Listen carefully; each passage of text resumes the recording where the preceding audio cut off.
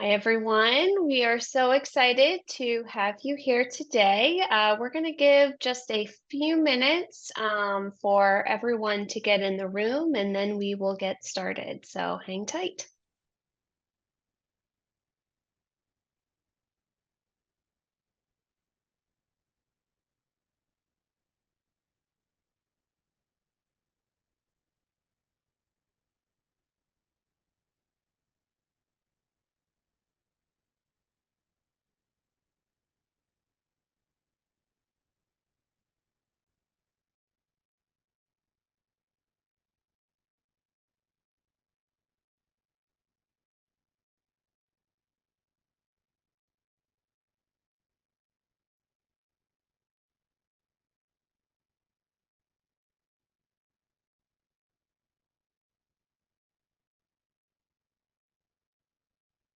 You're just joining us. We're giving everybody just a few minutes here. We'll start in about 2 minutes. So we're just giving folks some time to get into the room.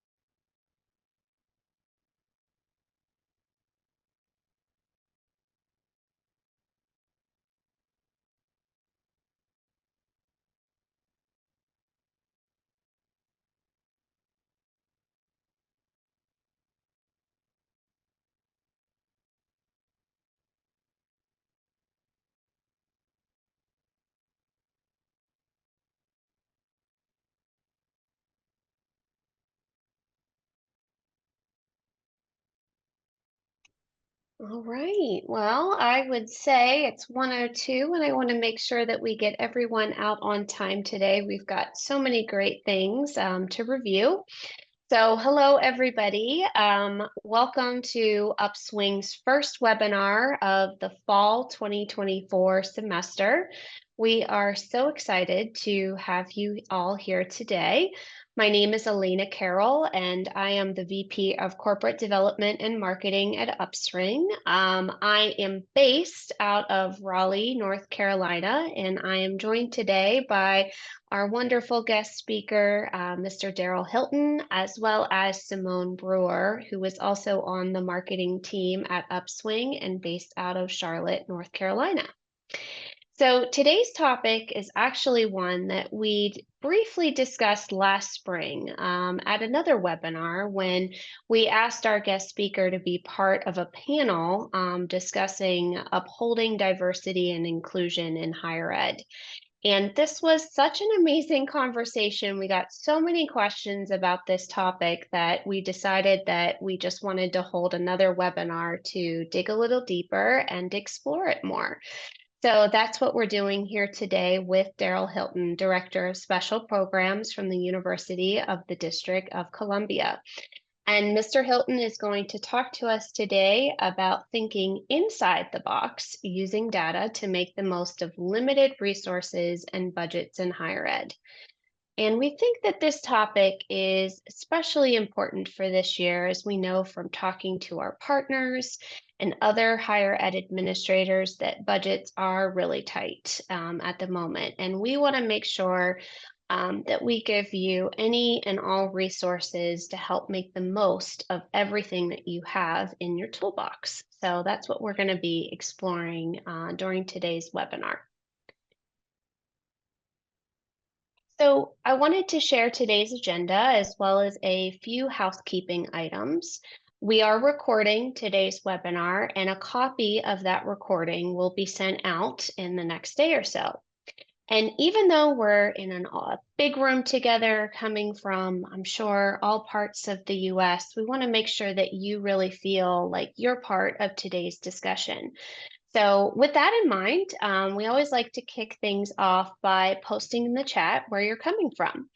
So, as I said, I'm coming from Raleigh, North Carolina. So, just take a minute and let us know where you are logging in from today. We'd love to see where our audience is located at.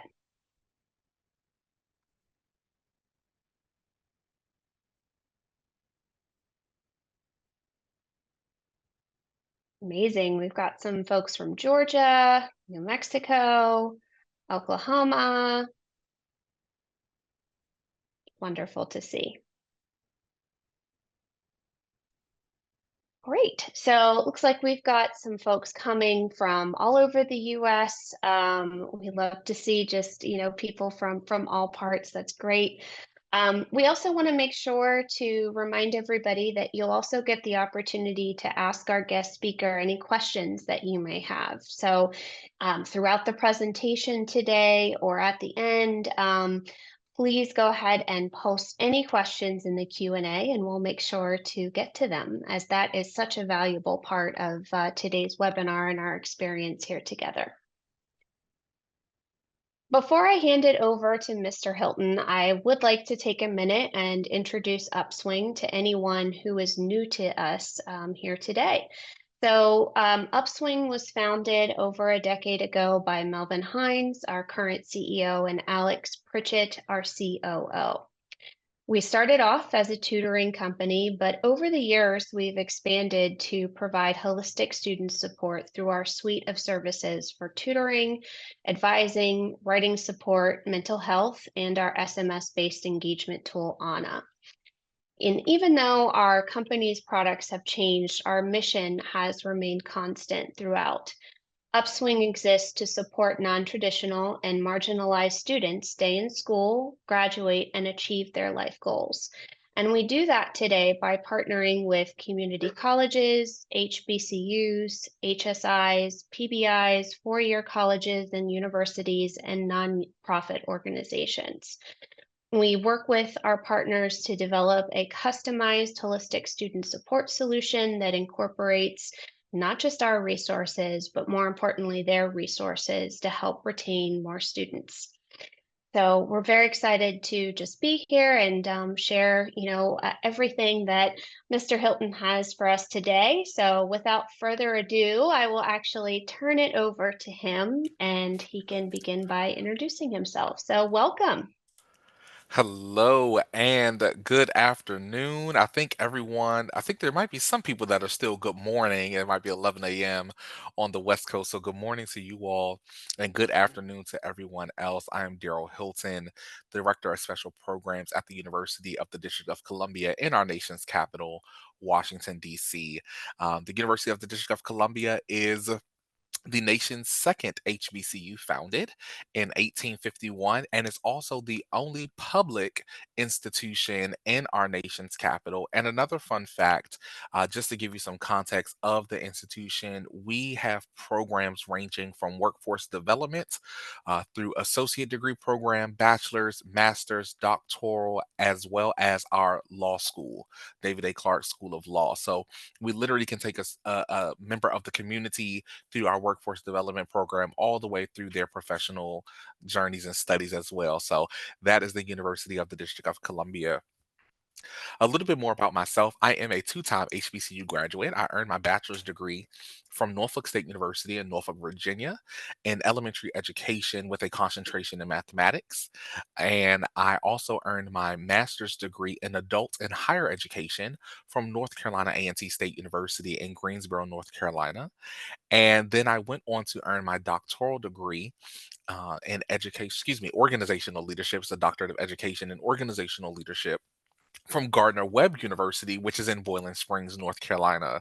Once I graduated from my undergraduate experience, I began teaching in the K-12 system, right? I earned the degree, I earned the certification. I said, I'm going to use this licensure that I had to work so hard for. And so I taught fifth grade math and science on the Eastern Shore of Maryland.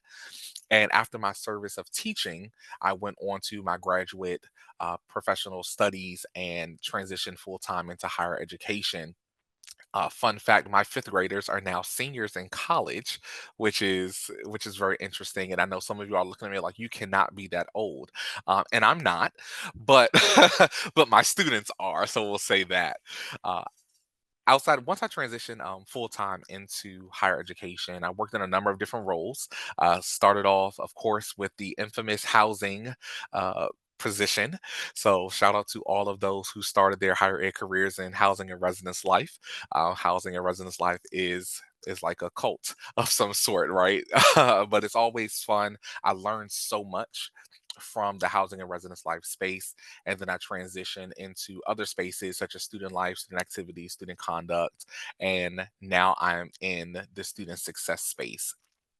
And so, as a director of special programs, I know in title, you may be like, oh, I'm not sure what exactly special programs means. Well, I oversee a number of different areas, which include new student experiences, which has the first year experience, transfer student experience, our registration day experiences, new student orientation, academic coaching, supplemental instruction, and tutoring, as well as our peer advisors, which is our student peer mentor program. So I have a lot under me, which is, I guess, so relevant for today's topic when you're talking about budgeting and how do I get all of this paid for? How do I make it happen? How do I get creative in in ensuring that all members of my team, because I do not do this work alone, all members of my team have what they need to be able to effectively impact the student experience. And outside of that, I am the co-founder and CEO of the Collegiate Black Male Network, which is a nonprofit organization whose mission is to help increase the persistence and graduation rates of collegiate Black males. And so, most recently, we just actually chartered this past Friday our first chapter of the Collegiate Black Male Network at the University of the District of Columbia. And they are actually downstairs right now participating in their first clubs and organizations fair to recruit more individuals to do this work, because it is something that is important to me. When you're looking at my identities, when you're looking at the things that I value, and my educational journey. And then outside of that, right? So you're talking about all the educational stuff. So what do you do outside of all of those things? Well, I do even more. So fun fact, I am a certified double Dutch aerobics instructor. So I can teach anyone how to jump double Dutch, if you know the childhood game of double Dutch, in less than a minute. I do aerobics classes, private events, and things of that nature. I also am a real estate agent. So, and I also have a consulting company, educational consulting company, where I work with different colleges and universities to help them with their facilitation as they're delivering content to their respective students and or other stakeholders across campus, as well as my Ignite program, which allows individuals to come together and build community. So I have a lot that goes on in my life, and I don't know how I make it all happen, but I will say one thing that one of my former students told me when I was in graduate school is little by little things get done. And so I definitely want to start off by letting each of you all know that is on this call today.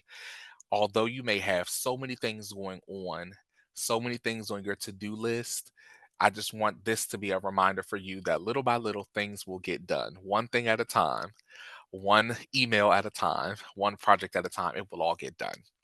So that's a little bit more about me. I hope that that was entertaining as it could be, and hopefully that it sparked some questions that you all may want to ask more about later on. So when we look at thinking inside versus thinking outside the box, we all know and have heard, for the most part, what thinking outside the box means, right? Thinking differently, unconventionally, or forming a new perspective, right? Not getting clouded mentally by what it is that we can't do. It's thinking of a new, innovative way to do something that we may have never done. However, what I like to challenge the perspective of, and what I have even challenged my team, especially when we're talking about budgets and things of that nature, is hey, we may not have the money, but let's think inside the box. What tools do we already have which can allow us to achieve the outcomes that we desire, even though we may not have all of the bells and whistles that we feel like we deserve. Now, I do want to caveat to say in this presentation, I'm going to definitely be sharing some things from my perspective, from my lens, and I do also want to name that one, I recognize that we are all at different institutions, and each institution is different. How we approach the work of higher education, how we approach the work in serving students looks different. Whether you're at a community college, a 4-year institution, whether you have both, um, it looks different. I also recognize that private institutions funding looks different than public institutions funding.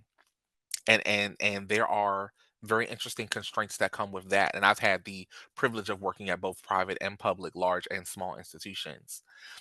And I also want you all to know that I do not have the magic wand that is going to increase everyone's budget by the end of this call. Okay. By the end of this webinar, I just do not have it. Okay. If I did, I would very much waive it at my institution first, and whatever is left we can distribute amongst the other institutions. So just wanted to lead with that to let you all know, like, this is not the end all be all. I do not have all the answers, and I may not even have the right answers for your institution. My role today and my goal today is just to provide perspective on different ways that we can approach the work, utilizing the knowledge, skills, abilities that we already possess, which got us the roles and titles and positions that we have to do this work effectively. Okay. So we'll kick it off with number one. First and foremost, we have to understand the challenges. We have to understand the challenges. And I have about four different challenges that I want to share with us for us to focus in on how we even have budget constraints to begin with, and how do we think inside the box to navigate that. First and foremost, lack of strategic planning. Um, Short-term focus. Prioritizing the short-term fixes over sustainable strategic initiatives can lead to inefficiencies and missed opportunities for growth, as well as reactive decision making. Institutions making hasty decisions in response to immediate financial pressures without considering the long-term implications. So that's a challenge that many of us probably have experienced at some point in time within our higher educational career, right? Whether it's institutions or departments only looking at the now, right? Whether that's enrollment, how do we get students in the seats now, right? Which then impacts the retention and persistence conversation, which is what do we need to do to keep them, which goes into the reactive decision making, which is we are constantly turning this wheel of I need to get the people in, I need to make this happen now, and we'll just solve that problem when we get to it. Versus strategically thinking, how can we address it on the front end? Take just a little bit more time to address it on the front end. So that way we have a long term plan and we are prepared for any of the obstacles and challenges that may come up. For example, at my institution, I was working with our assistant vice president of student success at the time, and we were looking at the academic coaching model, which falls under my leadership. And at the time, our academic coaching model specifically worked with students who were on academic probation. And I came to my AVP and I said, hey, I don't like this model. I think it's very reactive. And essentially, the narrative that we're telling students is, hey, we are not going to provide wraparound services and or intrusive support until after you are already 1 foot out the door. And so I said, so what can we do differently based off of the fact that we don't have much money to spend? We can't hire necessarily any more full-time employees, but what resources do we have that we can be a little bit more proactive in the work to have a longer sustaining effect on the students? And so I changed the academic coaching model to utilizing data through EAB. We use EAB Navigate as our CRM for our predictive analytics. So I was able to work with our assistant director for student success technology, and we were able to identify students based off this predictive analytics, based off the institutional data, which students were most at risk of not persisting historically. And as we have the new incoming first year classes, we created academic coaching caseloads around those populations of students as they entered the institution and provided them some intrusive services up front to ensure that they don't ever get on academic probation to begin with. So that's something that didn't cost us any extra money. We already had the academic coaching staff, we already had the students, right? But we were utilizing the data to say, hey, these are, instead of utilizing the data to show that the students are not doing well, let's utilize it to say, how can we support them before they start doing poorly? And as a result of that, we started off with one caseload as a pilot last year. And as a result of that, we were able to actually decrease the number of students on academic probation by 13%. And we were actually able to increase the overall cohort's cumulative grade point average by 0.16 from cohort to cohort in comparison. And I believe, if I'm not mistaken, I should have pulled this data before the webinar. But if I'm not mistaken, we also were able to increase our fall to fall retention rate for that cohort as well. And I'll have that finalized data actually this upcoming week because we just finished attendance verification. And so, all that to say, that was something that was a low hanging fruit that did not cost us any money to do differently. The only thing it required was for us to tap into who we were and our professional skill sets to make an impact on the students. And as a result of that, we now have moved from one caseload to three different caseloads to support students across the university based off of the institutional data and platforms. So again, lack of strategic planning is definitely something that institutions face, but it is something that we can easily overcome if we just take the time to sit down, refocus, and figure it out. The second challenge is the poor prioritization of initiatives and spreading resources too thin, right?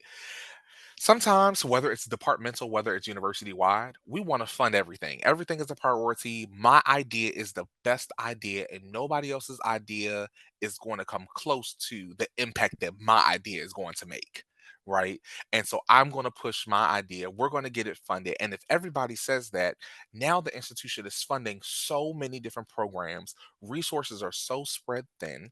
In addition to that, we might even have some overlap between the services that we're receiving. And then the failure to prioritize. Without clear priorities, institutions may allocate resources to less critical areas, leaving essential programs underfunded. Going back to looking at the institutional data, for example, across the nation, our African American males, our Black males, have the lowest graduation rates amongst any racial and gender demographics, right? And so, if that's an institutional priority, or we would like it to be an institutional priority. However, we end up putting those dollars towards a different initiative. That doesn't help us with what our institutional data says is the challenge, right? And so, one example that I have for that is even utilization of Upswing. So, we as an institution did not have a comprehensive tutoring space or platform for all of our undergraduate students to access tutoring. In addition to the fact that University of the District of Columbia is a non-traditional campus, the average age of a UDC student is 29. So many of the students are caregivers, working full-time jobs, have children, have other responsibilities that take them or make it more challenging for them to navigate their undergraduate journey. And so we wanted to be able to identify, or I wanted to be able to identify a space and a platform that can meet the needs of the students because they're not sitting down to do homework until 7, 8, 9 o'clock at night when traditional 9 to 5 services are closed.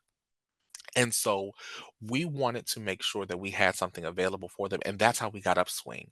We made it a university wide initiative. It started off as a departmental initiative, like, hey, this is something that I want. But then I had to speak with my AVPs. I had to speak to my VPs. I had to speak to our chief to say, hey, this is something that's actually really important. This is what the impact can be from a data perspective if students actually had the services at the time that they need them versus just saying, we have the services offered on campus in some shape, form, or fashion. Something else, too, that I just want to offer to the space for individuals to reflect on is first and foremost the quote: if you fail to plan, you plan to fail. And so, what I want you to think about when you talk about poor prioritization of initiatives, How is what you are doing in your offices, in your departments, in your clusters, how is it aligned to the departmental goals, your divisional goals, the university strategic plan? Because in many cases, we come up with these great ideas that we know could have a significant impact, but how is it connected to the direction that the institution is currently moving in? And that may not be an answer that you may be able to state in this immediate moment, but that's something to reflect on. Is the initiative, is the program that you're trying to bring to your campus aligned with the direction that the institution is moving? And can you make the connection? Because when we're looking at our senior level administrators, that's the lens that they're looking from. How is this helping us achieve our strategic planning goals? How is this helping us move the needle on enrollment, move the needle on on retention, move the needle on graduation rates? Not just something that we just know that we want to incorporate because our starting five is what I call them, which are our top five students who are always in our office coming to get snacks or just coming to ask questions just because they said that they wanted it. Now it becomes this institutional program. It's like, but is that what the institution needs? Or is that just what those five students need?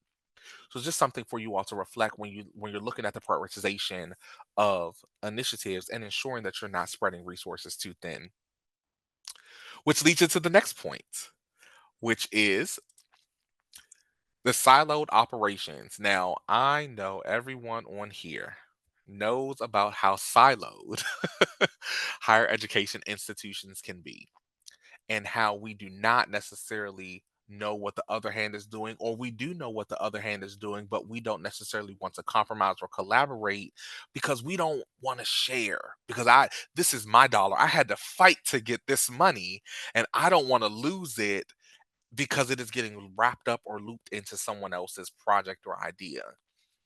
And that's a challenge because if you work in isolation, that can lead to the duplicated efforts, insufficient or inefficient resource use, and missed opportunities for collaboration. In my office, as I mentioned when I first started, I oversee a lot of different things in student success. And with my team, I have a team of four. When they are planning their programs or their initiatives for the year, the first thing I tell them is your program or your initiative will not get approved unless you have a collaborator across campus. And the intention behind why I say that and why we lead from that perspective is because we do not want the siloed operations. If we say that we want to break down the silos, as you hear all the time in many higher education webinars, conferences, or just on your day to day, in order for us to do that, we actually have to break the silos down. We actually have to collaborate.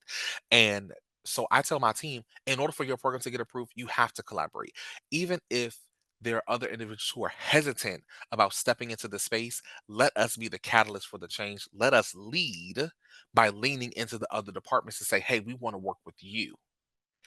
And as a result of that, we've seen a lot more support. We've seen a lot more individuals who have wanted to come in and share the space with us and ultimately share their expertise. I'm not an expert in counseling, mental health, and those services, but we have individuals who are. I'm not the expert in accessibility resources, but we have individuals who are. I'm not the expert in student life and having students join clubs and organizations, but we have experts who are. And so by allowing them and inviting them into our space, it will allow us to collaborate. It will allow us to share budgets. It will allow us to do the things that we know we should be doing, higher ed professionals, that we know we should be doing, but we are sometimes hesitant to do that because we are not sure of the outcome. We are not always sure of the intention of the other departments. But I challenge you to say that's not our choice. We cannot we cannot assume that someone has ill intent. We can always assume positive intent until they show us otherwise. But also, in that same regard, you may think, well, what happens if this doesn't go well? What happens if this collaboration doesn't work? But what happens if it does? What happens if this collaboration does work? And now you're able to bloom and blossom this partnership, which now is making a tremendous impact on the student experience. The fourth thing, which is our last talking point, is failure to reevaluate and adapt. Saying, but we've always done it this way. Sticking to the status quo. Let me ask you, higher ed professionals, are you one that is quick to say no because it is something different than what you have been used to because you've been at your institution for 10 years, because you've been there for 15, 20 years, and you are telling yourself, this works, it's not broken, so I'm going to continue to do it this way? Or are you open and willing to say, what other expertise do other individuals have that can add value to the work that I'm doing to help elevate the space? Sometimes the programs, the practices are outdated. Or going back to, I think it was number two, I believe. Yes, it's not aligned with the new strategic plan, your institutional strategic plan. Your divisional goals, your departmental goals may have shifted. The type of student that is enrolling in your institution has changed. But if you're still approaching the program in the same way, and you're wondering why the data or the outcomes are not changing or are not moving or they're not progressing, ask yourself, is it the institution? Is it the program, or is it me and my inability to be flexible? Are you holding yourself back? Challenge yourself to do something different. Challenge yourself to think about other things inside of your toolbox outside of the one thing that you've been doing for the past 10 years. Collaborate with someone else. See what's in their toolbox and how it can add value, and see how you can add value to someone else. Try a new perspective. So, holistically, innovative strategies for resource management. So, again, I don't have the magic wand, but there are three things that I feel like I would like to leave with you all to help add value to your space, to your institution, and to the work that you all are doing. First and foremost, join committees. Be a part of the process. There are so many individuals, especially if you are not an administrator or a decision maker at your institution.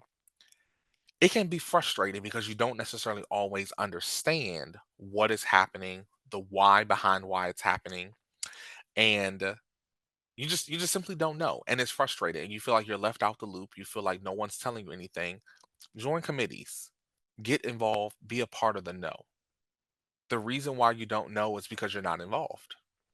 You're not involved. You're not asking the questions from a lens, right? Asking the questions from a lens of understanding, not asking a question because you want to be a debater and you want to challenge the direction of your institution, right? Coming from a genuine positive intent of saying, "Hey, I simply just want to know so I can best position myself to best serve the students." Number 2, align your initiatives with your institutional goals. How are you making intentional connections with your projects to institutional priorities? When my staff goes through and they identify their programs for the semester and they connect it with the collaborators, we have our NACE competencies. My How we assess in my area, we use NACE competencies. NACE is the National Association for Colleges and Employers, which is connected to career services, which is in student success as well. And my thought process is, if we are doing behaviors and we are teaching behaviors through our programs that are connected to the NACE competencies, which is with career services, we are essentially helping career services by allowing students to develop these skill sets that are preparing them for life post graduation, and, and helping them to be competitive global citizens in society. You can ask me, any program that we do, it's connected to our institutional goal. The Our departmental goals are connected to our divisional goals, which are connected to our institutional goals, which are connected to our accrediting body, which is middle states, our middle states accrediting body. Everything should be aligned. So before you present a new program, a new idea to your respective supervisor or to whomever you report to, ask those questions first. What connections are they, or excuse me, is this program making with the institutional goal? And what is the outcome that we're anticipating to come from it? And then last but not least, someone that I call a role model, Dr. Vincent Windrow. He always talked about creating moments, momentum, and movements. And that's something that stuck with me when I hear him speak about it. Because money can do a lot, but it isn't everything. But how are we creating moments, small moments at our institutions that can create momentum amongst the faculty, staff, and the students to create movements, which is breaking down those silos, increasing collaboration, and the increasing budgets, right? How are we doing that? I always say my philosophy on student success, and you can ask anyone whether it's been in a job interview to get this position that I currently have, whether I share it in other presentations. My philosophy on student success is very simple. It's built on trust, it's maintained through meaningful relationships, and it's effective through engagement. Higher ed institutions, we have to shift because a lot in many cases, we want to jump straight to the engagement. Get the students here, let's get the data on them, let's show that we're impactful, but we don't have the relationship with them. And we don't have the relationship with them because we don't have their trust. So how can we create moments that can garner their trust to create the momentum through the relationship and creating the movements through engagement? And this philosophy on student success is not even just for students. I look at it for my faculty staff as well. Because again, higher ed, we have so much growth, right, in higher education. And I also am a firm believer as well that higher ed should not necessarily take a focus off of students, right? Because I am a student centered individual, but we have to redefine what student centered means. Student center in a lot of individuals' mindsets is focus on the students. The students are our customer. Make sure the students are happy. Make sure the students are good. And I argue to say, if your staff are good, your students are already good, or they will be good because our staff are happy, our staff are brought into the vision, our staff are connected to the work, and that naturally will spill over into the student experience, which is student centered. And so, again, think about those moments, momentums, and movements that you can create. Again, money can do a lot, but it can't do everything. So those are the three things that I would like to leave with you.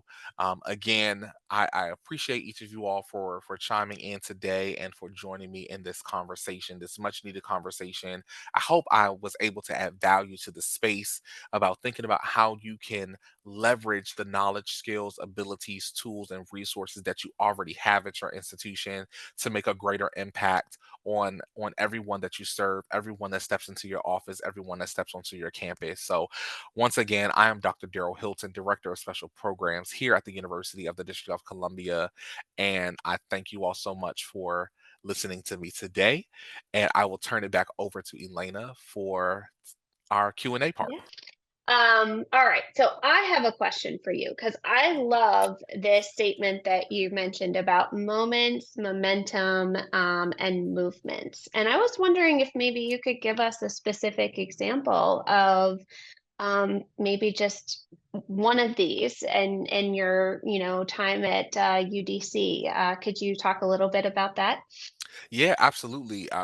The most recent that's in the forefront is the Collegiate Black Male Network. Um, so just having the relationship that I have with the students and building their trust, right? I have students who come and want to be engaged, they want to be involved. And so when the Collegiate Black Male Network came about, I said, how can I take these moments that I'm having individually with these students who understand the importance or learning the importance of the value of education, learning the importance of why they are here at the institution, and how can I take this and create momentum to say, okay, are you serious about this? Do you want to do this? Are you connected to this work? And they're like, yes. How do I be involved? I want to learn more. And so taking that momentum and creating this movement, which is now the UDC chapter of the Collegiate Black Women Network here on campus, and the way that the organization is structured, they lead it, right? We give them the framework, they lead it. We say, here are the trends and issues in higher education. You create the programs around it. You facilitate to your peers. the value of education. You talk about artificial intelligence in higher education and how we can appropriately utilize it to enhance our learning experience and not jeopardize our educational experience with academic integrity violations. You all lead by creating space where your voices as Black men can be heard, where you can be valued in a space where you can build community, where you can be vulnerable. And that's how you create those movements, right? Starting with those little moments of students coming to the office and saying, okay, I see the potential in you. I see the value that you're bringing to the space, and I see that your desire to want to do something different and better. How can we take this momentum and create this movement? And we did that, and now we're here. Yeah, that's fantastic. Great. We do have a question, and I'll just read it off to you. It said, you mentioned one way to use data to make a decision with your advising model. Can you share another example you use data in your role to make decisions? Yes, absolutely. I'll try to share definitely at least one more, and then if you want me to share another one, I can pull another one together. So looking at the academic with the predictive analytics, and so with the academic coaching model, all of the students on the academic coaching caseload are considered at risk, which is why they're on a caseload. However, with us shifting to our differentiated advising model, we're utilizing predictive analytics to determine high support, moderate support, and low support students. Well, I told my academic coaches, all of your students are high at risk. So how are you going to differentiate these already high risk students as high support, moderate support, and low support students? And so I challenged them to go out and find different data points that were relevant to their caseload to then determine where or how they would navigate their touch points with the students. And some of them landed on the average GPA, like their cumulative GPA coming into the institution or transferring into the institution, high school GPA. We did use their addresses, right? So because we do have a population that is native to Washington D.C., and so we looked at, well, what part of the city are they coming from? Because we do recognize that there are some slight disparities in the educational resources contingent upon where you attended high school in the district. So we were able to utilize that data that we collect to determine how we were going to uh, categorize our students as a high support, which receives 10 touch points throughout the semester, our moderate support, which receives 5, and then our low support student, which receives 3 touch points throughout the semester. Another way that we use data, I'm trying to think off the top of my head, another way that we use data in our decision making, of course, we have our transfer student survey that was just sent out today, actually, or last last week, one of the two, as well as our new student experience survey. And with our new student experience survey and transfer student survey, we are looking at not only just how their onboarding was into the institution, but also what are some of the competencies that we know from our departments that we want them to master throughout their matriculation at the institution. We're asking them up front when they first get here, what is their level of confidence? What is their level of agreement to the likelihood of them needing to utilize certain services, the likelihood of them or their level of confidence and mastering certain competencies and skill sets. And from that data, with them coming into the institution as first year students, influences the way that we approach programming throughout our semester and throughout their years, because we're asking them up front, hey, what are your deficiencies? Can you name them? Do you know what they are? Um, if you don't know what they are, that's great too. What resources do you think you might use on campus? I might use academic coaching. I might use tutoring. Okay, wonderful. That way we know we need to have programs or start our programming around the services that they say they're going to need most. And then we scaffold in the additional resources across campus throughout the semester or in addition to what we already have going. So hopefully, Caleb, that answered your question. Yeah, thank you. And I love that idea of, proactive versus reactive. I think that Yes. that's, a lesson that so many people can take to, just everything that they do.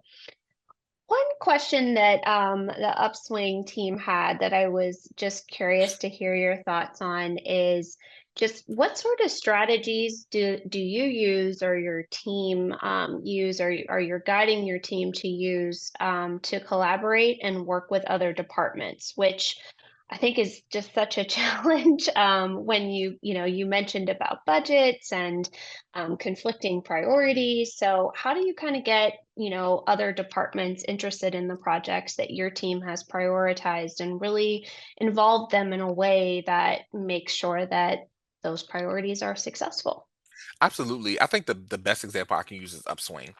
To be honest with you, Upswing is an initiative naturally that we're now using across campus.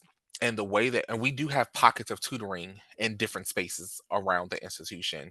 But with the utilization of Upswing, not just from a virtual tutoring standpoint, just a platform, scheduling platform for all of our on campus tutors, the way that I was able to get buy in is honestly just going to the individuals to say, hey, you all are doing this great work. We all are doing this great work as well. I'm buying the platform. Only thing I need you to do is upload your people. It doesn't change how you supervise them. It doesn't change your budget or your funding allocation. It doesn't change anything that you need to do in order for you to accomplish the goal that you have set for your program or initiative. It just gives you an opportunity to amplify that through this initiative that I'm paying for. And also being able to talk from a data perspective, because if you don't know, if you're on the call, I assume that you know about Upswing and the data that comes from it. But if you don't know, Upswing provides you with all types of relevant, strong, reliable data about tutor usage. And so I'm able to pitch that to the different stakeholders across campus to say, in addition to the fact that you can put all of your tutors on to the Upswing platform for scheduling purposes, it all Upswing also automatically tracks all of this data for you that can help tell the story that can help us get more funding for tutoring. And when you get your Upswing hero, they can pull it for you. Like you don't even have to do it, right? So just talking from the perspective of here's an opportunity that doesn't cost you anything. If anything, it takes responsibility from you in the sense of it's one less thing you have to do to tell the story of the impact that you're making. And that's a way that I've been able to bring people in addition to that, I mean, outside of just the fact that we say, hey, we're paying for Upswing, just some of the more day-to-day type activities. I work with a great staff at UDC, right? Everyone at UDC, and I assume that you all have the same, but everyone at UDC wants to engage with students. They want to make an impact. They want to be more student facing. And many offices just don't know how. They're literally waiting for someone to invite them into the space. And so with us having the expectation of our programming has to collaborate with someone else, it automatically invites them into the space and it breaks down that silo, it breaks down that barrier, and the idea that they can't make connections with students because they are not quote unquote student facing departments. So those are some strategies that we use. Very simple. Very simple. Love that. Thank you so much for sharing all of this information and just everything so far, I think has been so valuable. I don't see any other questions posted at this time, so we'll just go ahead and kind of move forward here. I did want to mention, before we end today, that we do have a new resource available from Upswing. And I'm going to ask Simone to actually put this in the chat. It's absolutely free, but this is our Anna Insights 2024 report. And this report is just a wealth of information as it shares insights about the student data that we've collected through Anna, our SMS engagement tool. And if you're not familiar with Anna, Anna is just amazing at providing, again, this idea of proactive, not reactive information to students about things that are happening on your campus. It can collect survey information and really just be there for students when they need help, because students can also ask Anna questions, and it's fully supported by both AI as well as our student success team. So students actually get to talk to real people and get real support. So this report, though, what it looks at is all of the data over the past school year and really focuses in on the challenges and successes of the students that we support, particularly non-traditional and historically marginalized groups. We examine topics and student data related to mental health, financial aid, student sentiment in the fall versus the spring, and just so much more. And we're using this data internally to really help inform our campaign writing to students, but I think it's also very valuable to administrators to learn more about student engagement and resources and communication that's needed for that increased connection, but ultimately retention of students. So hope that you will check it out, and we'll definitely make sure to include this in our follow-up after today's webinar. So again, I just want to thank Mr. Hilton for being here. I thought that your presentation was fantastic, and I want to thank everybody out in our audience for joining today's webinar. I know that this is such a busy time. It feels like, July was yesterday and somehow we skipped right to September. So I truly appreciate everyone being here today. And I hope that you'll be able to join us again this fall for more free webinars related to student retention and student success. If you have any further questions for Mr. Hilton, he has so kindly provided his email, so feel free to reach out to him. If you have any questions about Upswing, you can check out our website at www.upswing.io. We want to thank again everyone for being here today, and hopefully you have just a wonderful semester and a great rest of your week. So thank you. Awesome. Thank you all. Take care.